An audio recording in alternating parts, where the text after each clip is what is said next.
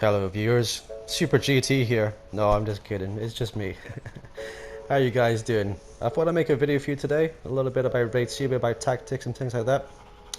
So this takes place on Nürburgring Grand Prix circuit, 3.19 miles or 5.1 kilometers long.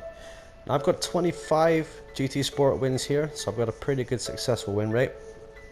And back in 2002, Michael Schumacher holds the lap record, 129.468. So we're going to go through a few tactics here, just generalizations for race C. Some things you can do, some things to look out for, the cars to look out for, and just things like that to help you get you up to speed in different situations, different tactics that's going to help you win. So as we see here, the vista of Nürburgring Grand Prix, such a beautiful circuit and one of my favorite circuits in the game. So I love this track and I love racing here, all different groups, all different classes, and whatever I can race here, I will take the opportunity to jump in. If it's race C, it's all the better because you have so much fun. The races are longer, the tactics can be really fun, exciting. But let's see what we can find in terms of what we're going to race. So we're going to race the, ready for it, the GT Citroën Group 4.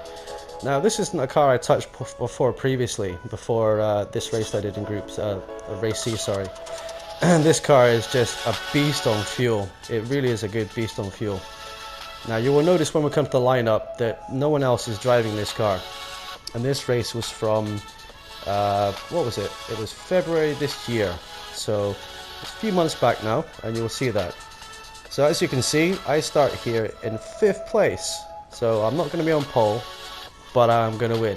And I'm going to show you guys how. So let's watch, get ready, and let's learn some cool stuff.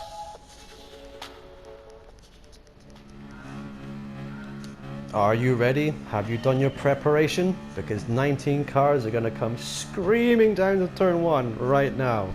And you start 5th on the grid. So what you've got to do is pick out your line very carefully. Be very careful these cars around you coming down to turn 1. Pick your braking point nice and early. Come down, hit the apex. Watch everyone go wide. Try to squeeze through there. And you just made it. And you gain a position up to P4. Now this is so intense coming through the first few sets of corners, especially with players that you don't know. Maximizing those apexes, keep and hold the cars in front, making sure you do not collide into them, watching your radar, watching the mirror. It's all going on, and this is just the start of the race. And rip to the Renault. See you later, buddy. So he's off, and the guy in front's got a penalty for a good measure, and hey, this is looking good. And this can be just the typical start of a race C for you. Just one of those races that you get involved in, you never know what's going to happen. And the monumental thing about this car against the other cars, and remember no one else has picked this car here as we take P2, is the fact that this car is absolutely crazy in saving fuel. It has 7 gears, and even though it got bops recently, I'm pretty sure it can still do this, even though this was recorded back in February this year. So this car is absolutely crazy on fuel. A quick short shift here and there and not going too hard will make sure that if you have a fuel saving race in future, let's say the fuel where it's like times 6, times 8, times 12, something higher like that, then this car will be your best friend and will win your races. And the cool thing about this car is it never appeared in the qualifying times, the top 10 times. So no one was qualifying this car, so no one actually thought of really using it, apart from the top guys of course. So that makes this car an absolute beast, an underdog of underdogs. But you'll notice that most people went for the Renault Megane, stuff like that, and you got the car in front of me here, which is not a Renault Megane. But yeah, this car is just so underrated, and I got 25 wins, well, not just on this race, but overall in general on Nürburgring. But we're going to go through a few techniques with you, and I'm going to give you a few pointers and a few things that I look for in races in general, not just this race, but other races like it as well. And the first thing you're doing, if it's a fuel saving race, is keeping that slipstream. So you keep the slipstream, you have less drag in the car, less drag and dirty air coming over the car, means that you save more fuel. So saving fuel is what you want to do here. Most of these guys were going for the pit stop strategy, which means they had to go hell for leather and just get in there and just drive the wheels off the thing. Take their pit stop, change tires if they wanted to, even though you didn't need to change tires in this race. But that's what they would do. So we've got the Renault coming up behind me now. The Renault's recovered, he's trying to push on, and there you go, up into P1 I go. Sometimes the guys just bottle it and you can just take the lead. So how about that? So we're going to skip for a little bit. The Renault is right behind me, as you can see. The Renault Slofi, as it's called, because it doesn't have any top speed because they had to nerf it. So here he goes, he's down the inside. I'm just going to let him go through, even though it costs me time, because I know that he's just not going to be fuel saving, and he will realize this later in the race. That's just happy days for me. It's another slipstream. It's more fuel I can save behind him, and it just plays into my hands just the way I want it. But wait, there's more. 4 laps later. Yep, I'm still right behind him like this. So at this point, I've done really good in my fuel saving, because the car and the way it's OP and stuff like that in terms of fuel. But you've always got to be careful. You've always got to make sure you don't over rev the engine and keep and maintain your gaps as well. But look, he's made a mistake here. He's gone wide, he's got dirty tires, he slides off. I go for the move. It's a little bit aggressive, but if you leave the door open like that, you're just going to be Ayrton Senna, I'm afraid to say. That's just asking for someone to go down the inside. So clean move in my opinion, a little bit of contact, but all's fair and fair.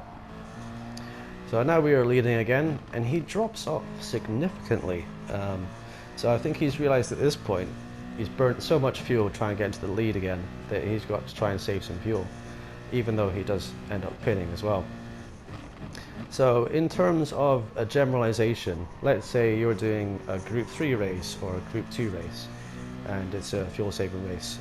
A Group 2 race, you've only got like a few different cars you could select for fuel consumption. I believe there's like half a dozen, like 6 Group 2 cars. There's not that many. So really limited in choice for there. So there is that. In Group 3, there are some cars better on fuel than others. But short shifting and sometimes fuel map management, just going from 1 to 2. In extreme cases you can come to 3, or you could lift and coast as well to save some fuel at the end of the straights. Just take your foot off the accelerator and just coast into the braking zone, and then brake a little bit later and hard, and that way it saves even more fuel again. So that's a few things you can do to extend the lifespan of your fuel. So in this race, it's pretty simple to win, and I won so many of these just in this car. And the people that did take this car, maybe they were using automatic gears or something because they weren't short shifting, or maybe they didn't know how to short shift and save fuel. So you know, some of them will win and some of them wouldn't. So here we go, they're in the pits, they haven't saved their fuel, and that's not the fastest way to do a fuel saving race. If it's always a fuel saving race like this, you've got to save fuel. That is exactly what it's there for. So we're going to skip forward lap 8 of 9, come through the final chicane. I do love that chicane. You can see this is like the old version of GT, because you've got the bollard on the floor and the Tag Heuer clock at the top of the screen, and how I missed that big racing clock as well. But yeah, we'll go into that in a different video. But in this one you can see I've saved my fuel really good, 1.2 laps of fuel going over the line, and now I can just push and then come across the line in first place. But with this race and this car in particular, if this combination comes up again, what you've got to do is you've got to know when to push and to know when to just ease off and save the fuel and short shift. I believe I made a video several months ago about this race actually, in terms of this exact thing and what to do. So maybe it's worth going back to look at that one, and you can have a look at that one too and see. But in terms of Race C is what I feel is the most challenging of the races. When it's a strategy involved as well, I love working out the strategy. I love looking at different people's ways of doing the strategy, and it's not as strategically hard as an FIA race, where for example you're taking 3 sets of tyres and you've all got to take the 3 mandatory compounds over the race distance, and you've got maybe fuel saving on top of that as well. So remembering your compounds and your fuel saving, or topping up the fuel. So you've got different ways of doing those type of races. The Race C is a more basic one, but when they put on the strategy, take note of those numbers that they have for the tyre and the fuel. And then what to do is jump in a lobby over the weekend, because they always pop up, for race C practice or some such, and just get some practice in and get that running down before the time comes up on Monday to put down the qualifying time.